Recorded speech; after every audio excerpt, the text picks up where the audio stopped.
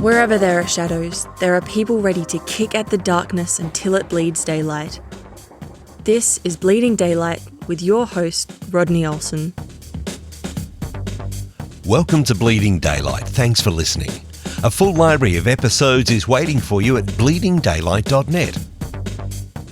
You'll also find our social media links there. Join the conversation. Follow Bleeding Daylight on Facebook, Instagram, TikTok and YouTube. I'd love to connect with you. We all face moments where we have the opportunity to change direction in life. Some people spend time wondering what could have been, while others move confidently into the opportunities in front of them. This week's guest traded a career in business for a life in ministry and never looked back. He's the kind of person whose journey you just have to hear for yourself.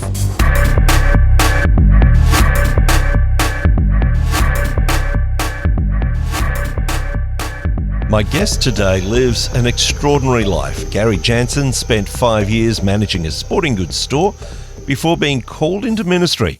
And once he answered that call, he never looked back.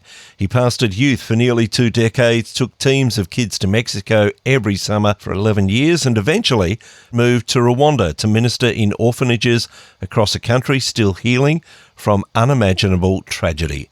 Today, he leads International Christian Mission Services, or ICMS, growing it from 25 missionaries to almost 90, serving in around 50 countries. Gary, welcome to Bleeding Daylight. Well, it's my pleasure to be here, Rodney. It's awesome.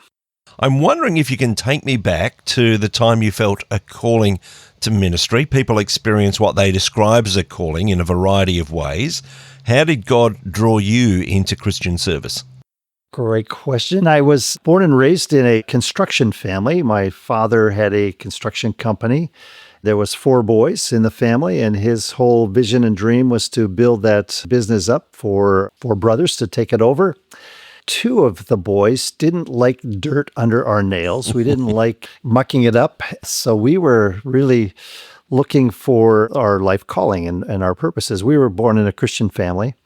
I was number 3 and number 4 brother. Both of us went into ministry, went into Bible college, looking for revelation, greater understanding of God's purposes and God's kingdom, and we just didn't feel the call to business. I took business administration to please my father. He wanted me to be something else. He wanted me to be an architect in the business. There's some things that were challenging, but I decided to go into Bible college and look at scriptural depth, adding to my understandings. I chose to come out to the west coast of Canada here to Abbotsford. I took a 2-year program there, really was zealous about serving the Lord in every capacity I could. I met my wife there at Bible college. We got married, and we actually applied for a Christian ministry, but we had to raise our own support. And so that was challenging for us because one of the family members had already gone into ministry and had gone through the family and raised a bunch of supports. And so we just we don't want to be that other person in the family that's asking for money for support. And so we chose to just settle back and go into business. I managed a sporting goods store. We had attended a new church, and in that church, there was a great infrastructure there of finding your call, your purpose, and following it. And so we had always loved young people and always loved serving in capacities in the church there. So we volunteered for the youth ministry as soon as we got involved there. We were in our early 20s. And as time progressed, they just said, hey, we need someone full-time to do this, and we're asking you guys to step in. And so it was a slow process to kind of go, but we were constantly seeking the Lord and just asking God for direction. And boy, as I look back over my life, it's just been interesting every step that's been taken and how God has directed everything for us. Tell me a little bit about those trips to Mexico, because when we leave the culture that we know so well and move to another, it does change something about us. Tell me about those trips. You know, they say racism can be dealt with travel. If you travel and you meet people, other cultures and different things, there's going to be a change in your heart. We have 3 of our own kids. We actually adopted a young man from Rwanda. We were in a very agriculturally based community, and kids had not really ventured far away from their homes. I had just experienced travel as a young man. Right after high school, I traveled through Europe. I got to experience many different cultures there. And so that was a real bug that was in my heart through that experience. And I wanted to give that to all these youth kids that were involved in our ministry. And so we ventured into Mexico. We went in with an organization called Youth with a Mission, YOM, became real good friends with the leaders there. Initially, we went in, we did some training on dramas, music, evangelistic tools. And so we would take teams. We started with about 15 kids at a time. And so we would drive down, which was about a 24-hour drive to get to Mexico. There's things that happen within the van as you're driving, all the different experiences that people would have relating to each other in a hot, no air conditioning vehicle. And so there's just the conflict resolution aspect of it. But then we get down into Mexico. I just wanted to provide everybody an opportunity to really experience another culture. It was close enough for us economically. It was a good opportunity. We started just initially in Tijuana with YOM. And then as we developed relationships with the ministry teams there, they said, hey, let's be the teams that go out and explore new communities, new areas. And so we visited many different areas of Mexico, Guadalajara, Hermosillo, Pachuca, all kinds of different little communities. We were able to bring teams down. So eventually we started flying into Mexico. There's a number of students that are on the mission field today because of that experience and just recognizing a call of God on their lives. One particular young man, we got down into Mexico. YOM was saying, hey, we need students to stay here for the rest of the summer if anyone would want to. And so this young man decides at that moment, I'm going to stay. And I said, well, I have to bring you home. Your parents are expecting you back here. And so we made conversation. We made phone calls back and forth with the parents. And they said, sure, if this young man wants to stay, we're going to leave him there. And so he ended up staying there. It changed his life. It's really exciting to be able to see the impact that travel like that and ministry in another culture does bring into a person's life. Of course, you had your own change moving so far away to the country of Rwanda. Tell me what precipitated that move for you. In the church that I was involved in, I was running the leadership training program. We called it Southgate Interns. We had students from many different places join us. Over 5 years, we put 95 students through the program. One of the students that came to us was actually from Rwanda. So as a young man, he was about 7 years old when the genocide occurred in Rwanda in 1994. After the genocide, he had been selected by African Children's Choir to be a singer in their choir, and they would travel around England and around North America, raising money and support for orphanages in Rwanda and in Uganda. One of his choir aunties that would travel with them lived in our city and was at our church. She said, hey, this young man, Jackson, it would be important for him to come to this, as he'd gotten into Ottawa, Ontario, as a young man. So he did middle school and high school there. And he was just graduating from high school. She said, hey, he should come out to this program. So a family sponsored him to come. He ended up living at our home with my wife and I. 2 of our kids, I think, were left at home at that point. He came in as a student. We started, of course, building a relationship with him and hearing stories about Rwanda and about the genocide and all the different atrocities that occurred there and things that a young man at his age, like you and I at our age, shouldn't even be experiencing those kind of traumatic events. But here was a young boy. At that point, in Rwanda, there was 800,000 orphans in a population of about 11 million people. There was just a whole lot of trauma, a whole lot of mess, a whole lot of just difficult situations. Hearing all these stories and making all these connections, we were just crying out to God, Lord, what do we do? How do we do this? My wife just said, go to Rwanda, pray, take a month, if it's going to take a month, but just go and seek the Lord, and God's going to speak to you. I can remember clearly as my wife was driving me into the airport, and I'm saying, now, why am I going again to Rwanda? Like, what's happening there? And she says, no, you go.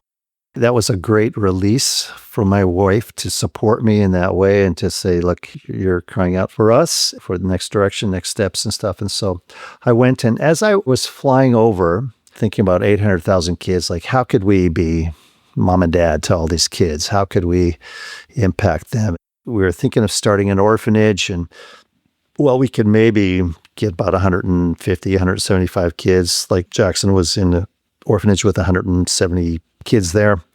We could replicate that. We could do something like that. But what about all these other kids? So as I landed in the country, we had previously been there with Compassion International. They'd brought myself and my wife over, and we saw Compassion sites, and we saw the orphanages that they were involved with. And we also got connected into Rwanda to meet a pastor there. He became our best friend and our connection point there.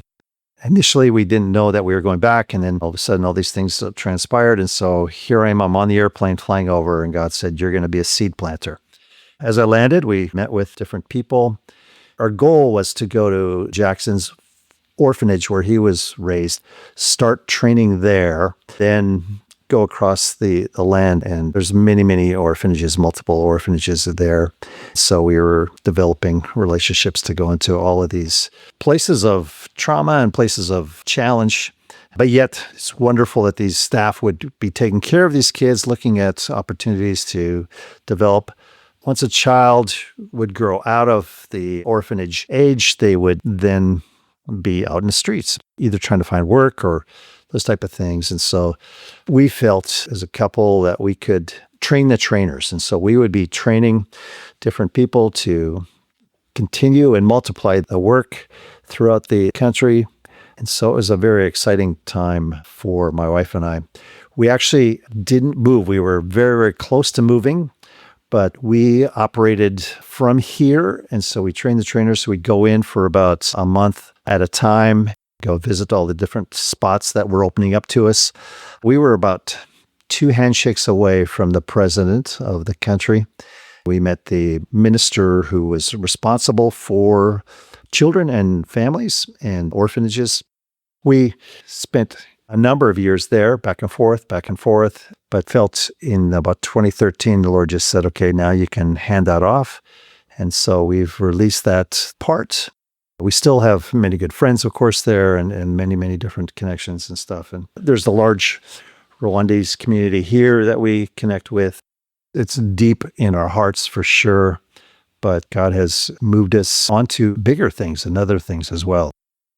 Certainly, I would suggest to anyone who doesn't really know much of the story of Rwanda and what took place, it is well worth looking at and just seeing what happened back then between two tribes, so to speak, and what came to pass, but also the wonderful way that God has brought forgiveness in so many places. That's right. But I want to move on to talking about International Christian Mission Services, ICMS, which is what you're involved in today. Tell me a little bit about how you found your way into that organisation and what's been happening. Yeah, it was interesting because as we were traveling, as we were going, people wanted to donate money towards the work that we were doing, the ministry. At that point, I wasn't a charitable organization registered in Canada, so we weren't able to issue tax receipts for that. So I'm talking to my lawyer and saying, look, how do I help donors get a tax receipt for the money that they want to give? And he says, well, Gary, you're not a big enough organization.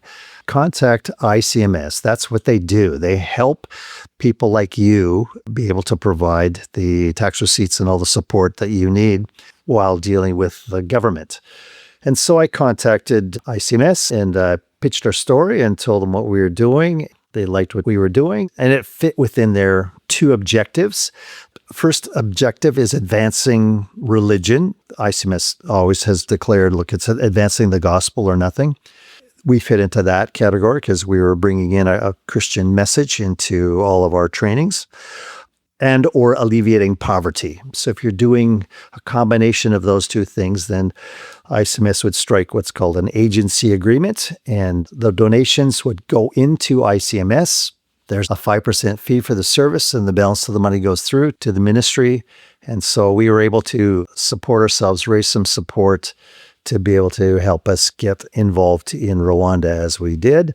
As time progressed, I started probably about 2013 with ICMS. The board said, listen, the current executive director was stepping down. Would you consider coming on board with ICMS? We'll give you 3 months of the year to go and do your ministry in Rwanda. But if you could keep an eye on the shop as you're there and then come back in, and we would love to have you. So it was a hand in glove. It was a real answer to prayer. It was just such a beautiful fit for us to be part of the leadership of ICMS and then also continue our work in Rwanda. I think when I came on, there's about 25 missionaries on the field. We've grown it now to 86, 87. I got another 3 groups that we'll be looking at here at our next review meeting. And so it's a growing entity and very exciting to be part of something that is so much bigger than anything I could have imagined.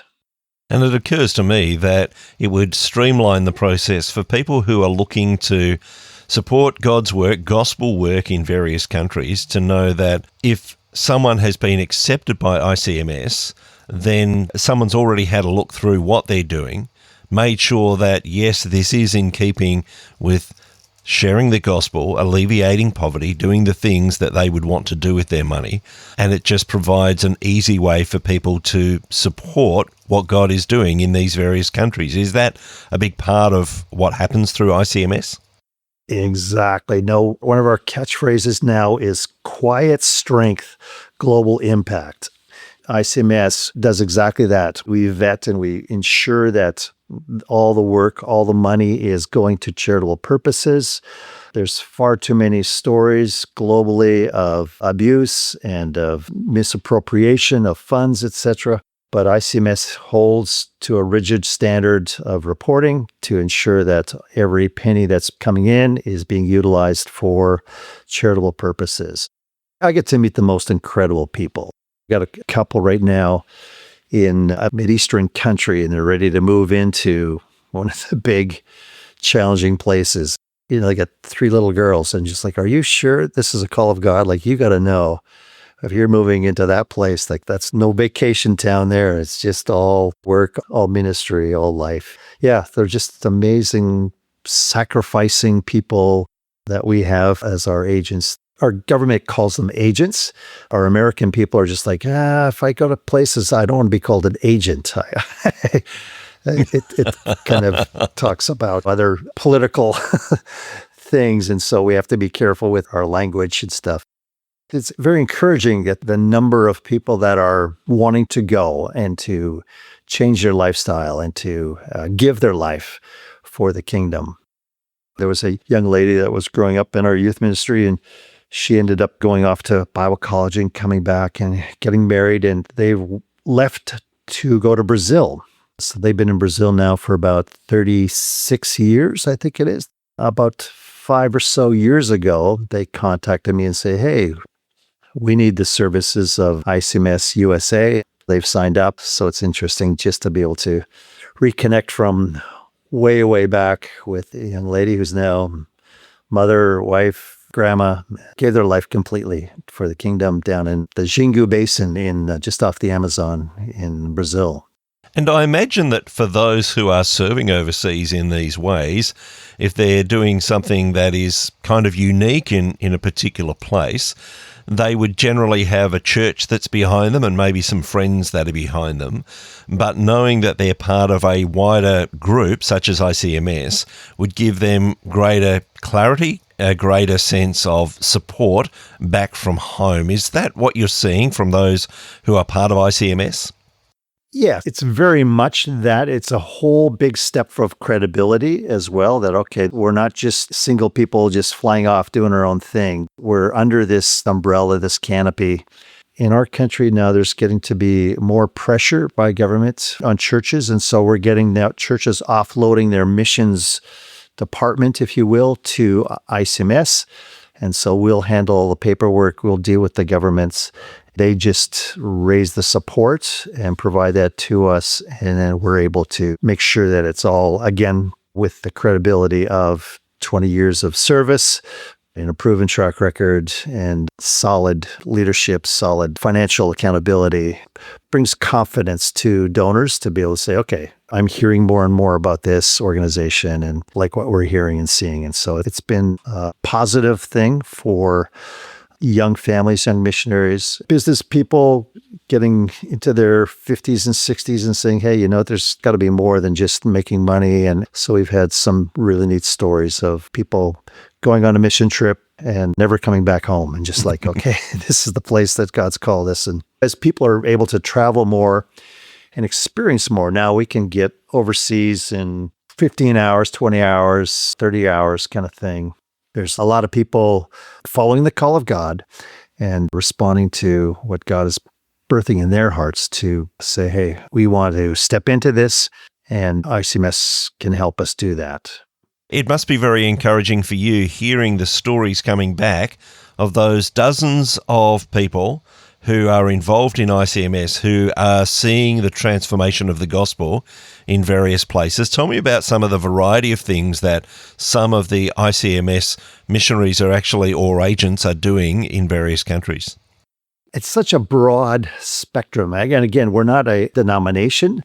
We're not limited to one stream. We have Mennonites, we have Pentecostals, we have Baptists, we have Anglicans, a broad stripe there. And in terms of ministry types, we have orphanages. I've got one lady, a concert pianist. She went through a very difficult divorce. She's a Canadian woman, and she was married to an American gentleman, and they were down in the Los Angeles area. Things blew up in their marriage. She came back home to Canada, but she had trained in Europe, so she was a very gifted, very talented musician. She wanted to use that for the Lord. She'll do a concert, whether it's a fundraiser or whether it's an evangelistic concert, and then she'll start playing, let's say, Mozart. And she'll say, when Mozart was writing this music, this was the situation in his life. He had some trauma, he had all these different challenges. And then she would just bring her life story into it and say, here's where I was in my life, and God rescued me, and God gave me this purpose. And she's toured through South America. She's toured through Europe. She's done trips into Japan. It's a very interesting ministry that she has. We have down in Haiti, for example, families that have moved and set up the church. They planted school and medical type situations. We've got evangelists, people that specifically go and evangelize through the islands of the Philippines with Tim Tebow, with Tebow Ministries. We've got church planters, evangelists. We had a gentleman that was in woodworking. He got involved in Cuba, and they would put additions onto pastors' homes so that they could have a church attached to their home, so the government wouldn't be as opposed to, they wouldn't want a church building, but yeah, you can put an addition on your house and people can gather there, sure, go ahead. He was able to, for years, go down and network, build buildings for new churches in the nation of Cuba. Even with like drilling water wells, for example, we will always say, look, yeah, that's good, you can drill a water well, but there has to be a presentation of the gospel there. There has to be something. We've followed up with all kinds of different evangelistic thrusts there as well with drilling water wells. In Liberia, we punched in a bunch of water wells, and now in about 8 different communities, there are now churches that have sprung up through that. So it's very exciting to, again, like you say, to hear the reports. My wife and I have had the privilege of traveling and visiting. A couple of years ago, we went through Europe and Africa. We've got a number of ministries in the African continent. Last year, we were able to go through South America. We visited about 6 or 7 different ministry sites there. For example, in Paraguay, we visited a ministry. It's a large organization. They have 440 staff, and they provide eyesight tests. They operate on cataracts and stuff. There's 5 different areas that they do, but every one of those things, people are handed a Bible. Every one of those gatherings, they're presented with the gospel. They're a nice complement to the local churches there, ministering through the needs of sight-impaired people and blind people. That was a really wonderful experience to go see that. In Brazil, we were visiting a team that would go into kind of the roughest community, and they'd open up a daycare service, and they provided free daycare. In Brazil, the school system is split into two halves. So in the morning, a group of students would come, but they would get sent home. And in the afternoon, a new group of students would come because they didn't have enough facilities. So they would split the education up that way. In that environment, both parents are working, and my kid goes to school for the morning. What happens to them? They're just wandering the streets in the afternoon. So these community sites really have stepped into the gap there and have really provided great service, not only, but they also bring the gospel into those families through these kids as they are being taught and supplemented in these locations. And it's called the Piranha Project. Piranha is the state or the province that they are in. So they've got, I believe, 7 locations as well. It's outstanding just how creative people are being with sharing the gospel, and it should be no surprise because we serve a creative God. Gary, I want to say thank you for what you're doing through International Christian Mission Services. I do have a link in the show notes at bleedingdaylight.net so that people can find out even more about what ICMS is doing. But I want to say thank you for sharing some of your story today, and thank you so much for being part of Bleeding Daylight. It was my great pleasure. Thank you for listening to Bleeding Daylight. Please help us to shine more light into the darkness by sharing this episode with others. For further details and more episodes, please visit bleedingdaylight.net.